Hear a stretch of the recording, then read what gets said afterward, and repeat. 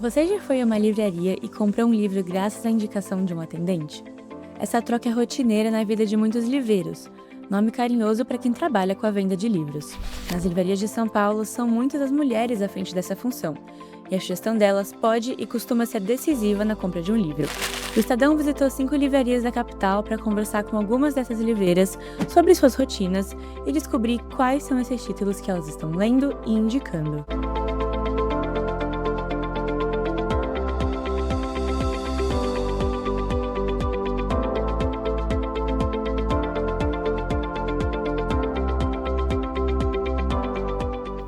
Trabalhar na Aigo é uma coisa muito gostosa, porque aqui tem um aconchego de um lar.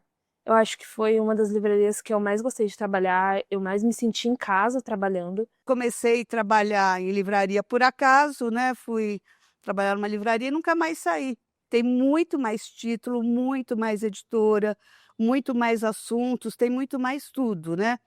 Quando eu comecei a trabalhar no livro e outras pessoas que começaram junto comigo, na livraria você fazia tudo, não tinha uma busca, assim, de Google para saber, então você tinha que ficar muito atenta com os autores, como é que escrevia, sabe. A minha rotina é uma rotina pesada, não tem muito glamour em ser dona de livraria.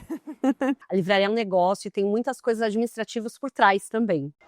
A rotina de livreiro é não, assim, diferente do que muitos pensam, não é ficar lendo o dia todo, a última coisa que faz é ler no trabalho. Então, eu tenho a rotina de verificar e-mail, WhatsApp, venda pelo WhatsApp, receber o cliente, indicar. A gente cuida, né, de catálogo, de evento, de administrativo, mas quando a gente está na livraria, é muito rico, é muito incrível essa troca com os clientes, porque é uma coisa que a gente gosta muito. Então, poder ficar o dia inteiro falando e trocando, indicando, é que nem você está num restaurante, numa mesa de bar e dando essas indicações, mas com pessoas que vão lá totalmente focadas a buscar novas histórias. Eu comecei a trabalhar na Bibla faz uns 8, 9 meses e eu consigo interagir muito com as pessoas aqui, as pessoas vêm atrás de coisas inusitadas. Eu adoro o desafio de alguém me dar uma coisa muito específica e daí ficar matutando, tipo, algum livro que se encaixe nisso, algum livro que encaixe um pouco, mas fuja, procurar coisas novas para as pessoas lerem. A indicação acho que é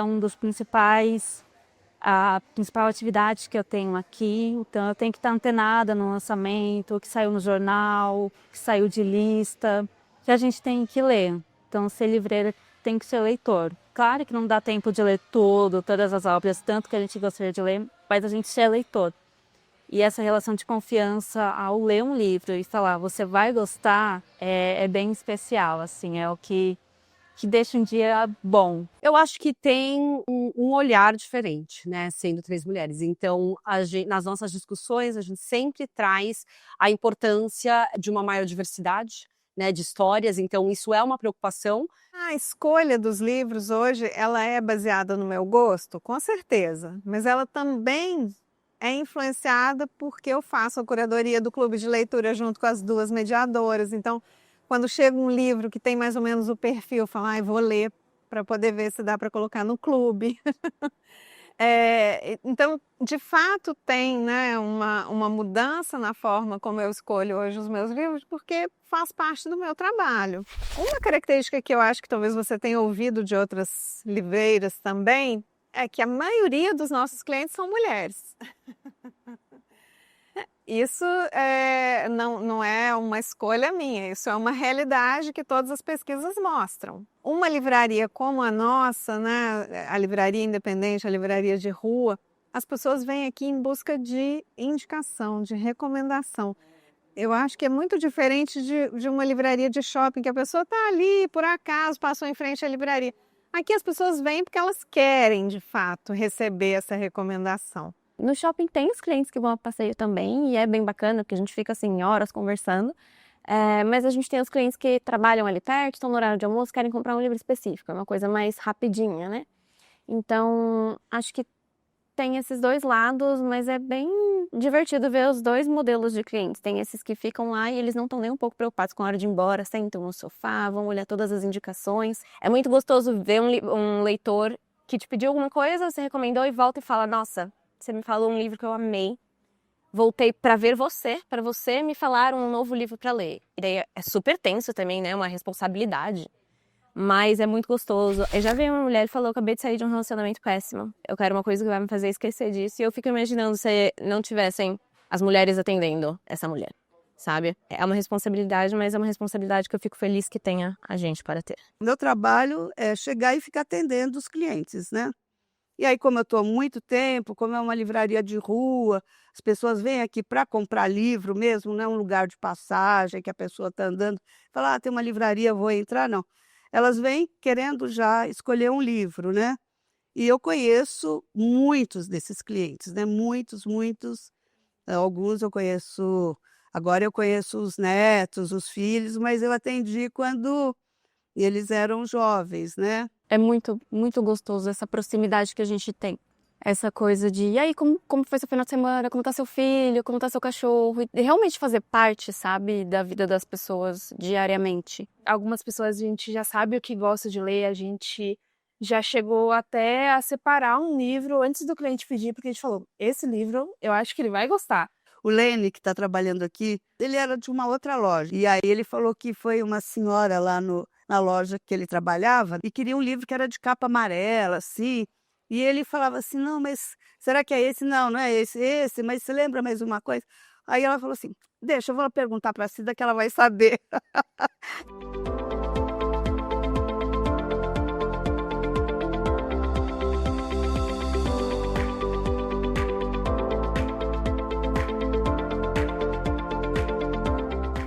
Você indicar uma coisa que tá em alta, que tá no hype, é muito fácil, é muito simples. Mas você indicar alguma coisa que a pessoa realmente quer ler é uma responsabilidade muito grande. Tudo faz muito sucesso na internet, então a gente tem que estar acompanhando, né, saber, porque as pessoas vão pegar um livro que elas viram na internet e perguntar pra gente se ele é bom. E às vezes a gente não leu ainda.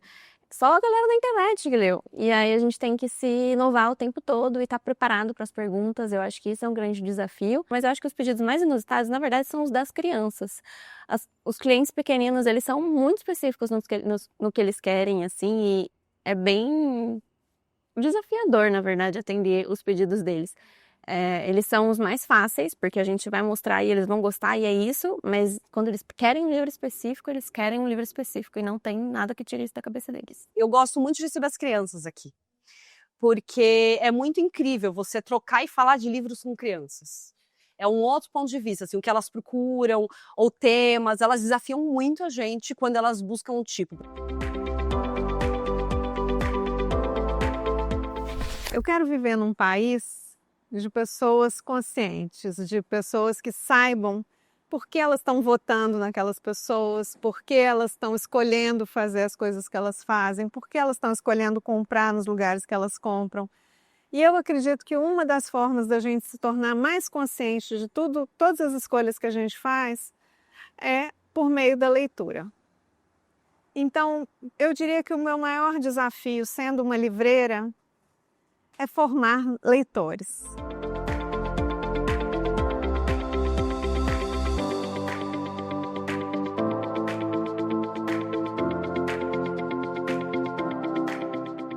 Batida Só, claro que todo mundo sabe, da Giovanna Madalosso, né? Que tá assim, mas vamos reforçar, né? Nossas escritoras brasileiras que merecem, né? Foi um dos meus preferidos do ano passado. Fala sobre uma mulher que descobre uma condição no coração e ela é proibida de sentir emoções fortes. É um livro maravilhoso, maravilhoso, muito bom. É um livro que fala de fé sem falar de religião. E também foi uma das minhas melhores leituras do ano passado. Não é nem só o livro em si, mas é uma coisa que eu gostei muito aqui na Aigo. São livros que falam sobre a minha religião. Eu sou do Candomblé. Eu acho que foi a primeira livraria que eu vi que tem tantos livros diversos sobre a religião. Acho que esse daqui foi um grande presentinho para mim do fim do ano passado.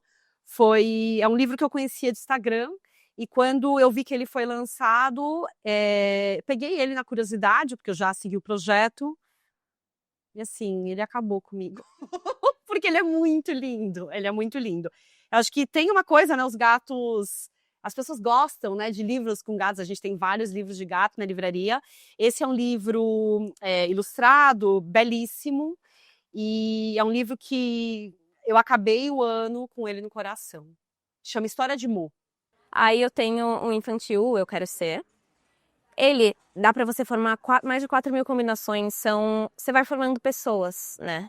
E daí cada pessoinha que você vai formando um novo poeminha. Então, e dá para mudar de bem pouquinho em pouquinho. Então é um livro que quase não tem fim, né? Você dá para uma criança ler e ela sempre vai achar uma coisa nova e se inspirar. E ele sempre começa com Eu Quero Ser. Então eu quero ser um horizonte de silêncio e paz que provoca sobressaltos como um olhar acolhedor.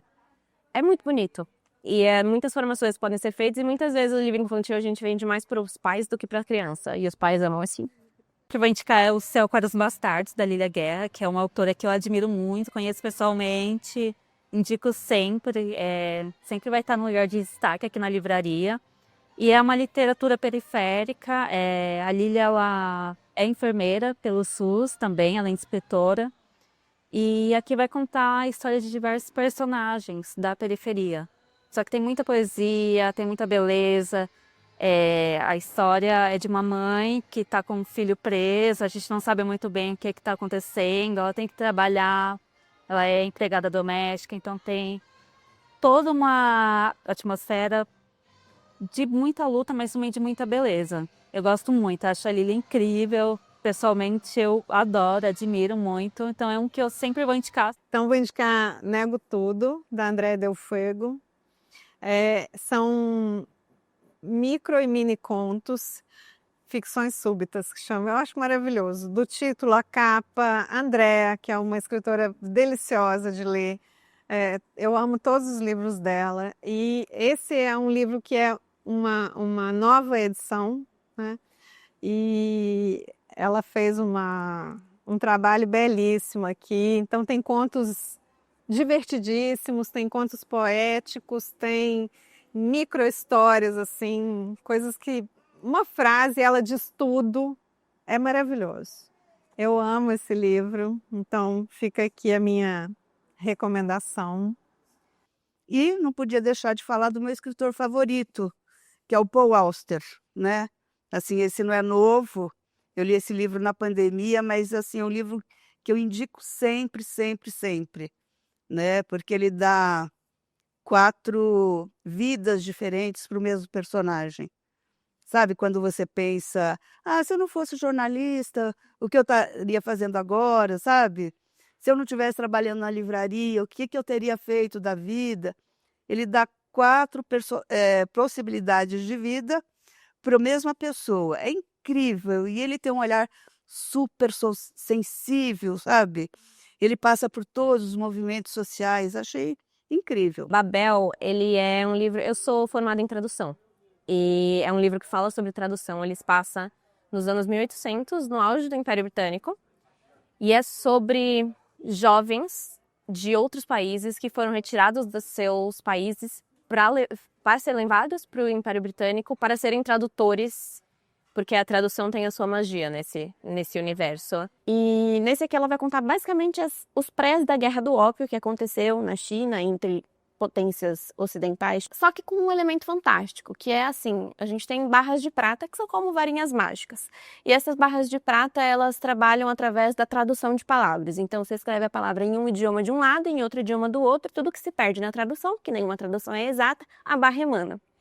E a gente tem o Robin, que é um rapaz que vive em Cantão, na China, é uma cidade bem pequenininha. No começo do livro, a mãe dele falece e ele tá assim, ele é uma criança, ele não tem perspectiva nenhuma de vida. E aí chega esse inglês, esse homem, que a gente não sabe de onde veio, por que veio, e chega lá e faz uma proposta pro Robin. Eu vou te dar comida, eu vou te dar tudo o que você precisa, e em troca você vai estudar muito para entrar na faculdade de tradução de Oxford. E o Robin é uma criança, ele aceita, então ele vai com esse homem para a Inglaterra, e se mata de estudar até que ele de fato entra na faculdade de tradução de Oxford. Só que a gente vai acompanhar toda uma crítica social do que construiu de fato a Inglaterra, lá na época em que a Inglaterra foi se tornando assim uma potência. E A gente acompanha a criação dessas barras de prata por essa faculdade de Oxford, que é a faculdade de tradução, e talvez, será que ela é muito, muito justa, muito boa? Será que as coisas funcionam de uma maneira adequada? Me parece que não.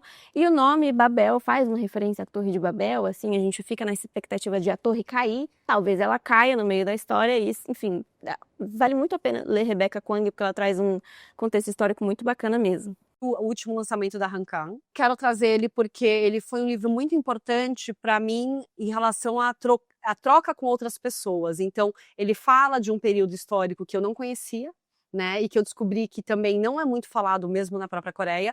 Isso acabou trazendo conversas com amigos meus de lá. Então, eu acho que isso foi muito legal para mim. Então, é um livro que eu amei, tipo, apesar de ser muito pesado, é um livro belíssimo. Eu trago ele como uma indicação porque ele vai muito de acordo com o que a gente propõe na Aigo, que é uma curadoria focada em imigrantes e diáspora, mas também de trazer os livros nas suas línguas originais, né? Então, que a gente tem a Hanggang no coreano e em português também, né?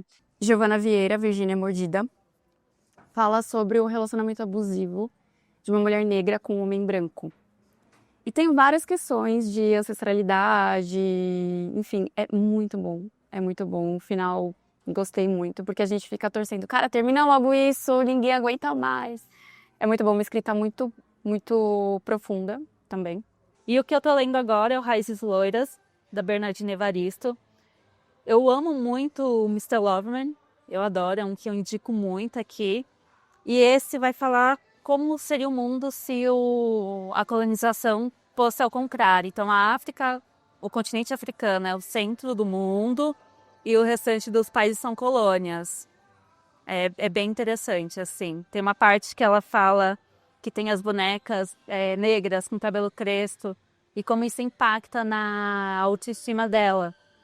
E aí pensando assim, em relação a mim, como isso impactou também, né? Então, é bem interessante. E poesia chegou na minha vida de uma forma muito bonita por meio dos meus professores de literatura e nunca mais saiu. Eu amo poesia, chama Aluvião, do David Jesus do Nascimento. É um autor mineiro, como eu, de Pirapora. Ele faz um trabalho com a linguagem muito bonito. Eu fiquei muito encantada por esse livro, assim, lendo o Aluvião, em alguns momentos me lembrou muito Grande Sertão Veredas e Guimarães Rosa, que é uma grande paixão que eu tenho também. E muito sensível, muito delicado, enfim, um livro lindo. O Coelho Maldito é um livro bem interessante. Ele é de contos, de uma autora coreana. Ele tem contos de terror psicológico, terror gore. É uma leitura rápida e que te faz imergir num terror que você não espera. Eu acho que foi um livro extremamente diferente. Ele saiu totalmente da caixa, eu gostei bastante. Ele tem 80 páginas, é uma fábula. O Jean Claudet é um autor francês e ele conta uma história do Holocausto em 80 páginas de uma maneira muito divertida que ele traz, assim, na pegada da fábula, que ele começa falando: era uma vez um pobre lenhador e uma pobre lenhadora. E ele vai conversando com a gente no decorrer da história e contando essa história entre esse lenhador e a lenhadora.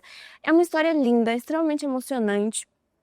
A gente vai acompanhar uma tragédia, que é um bebê sendo jogado do trem para que uma mulher pegue, e a gente fica assim, sem entender nada do porquê que isso aconteceu, e conforme a história vai acontecendo, ele vai mostrando os dois lados, da mulher que resgata esse bebê e da pessoa dentro do trem que jogou esse bebê para ser cuidado. É linda, é um dos livros mais bonitos que eu já li.